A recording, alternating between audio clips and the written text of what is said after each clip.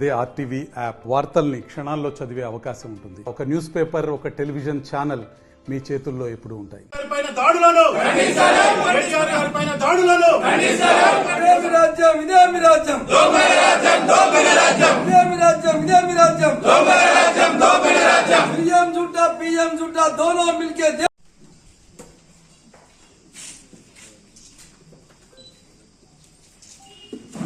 Mudhol constituency బైన్సాలో road షోలో కేటీఆర్ గారి మీద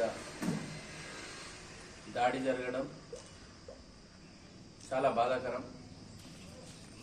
ప్రజాస్వామ్యంలో ఎవరి పార్టీ తరఫున వారు ప్రచారం చేసుకోవాలి, కానీ ఇలాంటి దాడిని చేయడం పద్ధతి కాదు. అలాగే టీఆర్ఎస్ పార్టీ అధికారంలో ఉన్నప్పుడు ఏ రోజు కూడా ఇట్లాంటి దాడులు కానీ స్వేచ్ఛంగా ఎవరు ప్రచారంలో వాళ్ళు చేసుకున్నారు.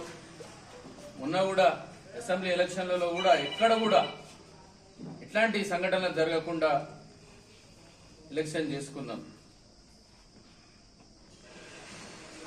ఏదైతే ఈ దాడిని కేటీఆర్ గారి మీద దాడి మేము తీవ్రంగా ఖండిస్తున్నాము.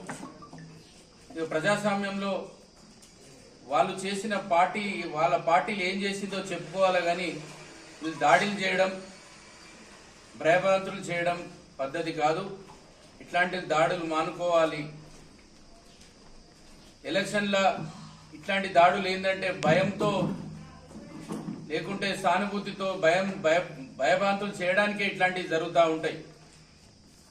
స్వేచ్ఛంగా ఈ ప్రజాస్వామ్యంలో ప్రతి ఒక్కరికి హక్కు ఉంది, స్వేచ్ఛంగా వాళ్ళు ప్రచారం చేసుకోవచ్చు.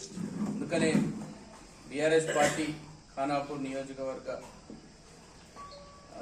ఇన్ఛార్జిగా మా పార్టీ తరఫున మేము ఈ కేటీఆర్ గారి దాడిని తీవ్రంగా ఖండిస్తున్నాం. మరిన్ని వీడియోస్ కోసం ఛానల్ ని సబ్స్క్రైబ్ చేయండి. లేటెస్ట్ అప్డేట్స్ కోసం వాట్సాప్ ఛానల్ ని ఫాలో చేయండి. అండ్ లింక్ డిస్క్రిప్షన్ లో ఉంది.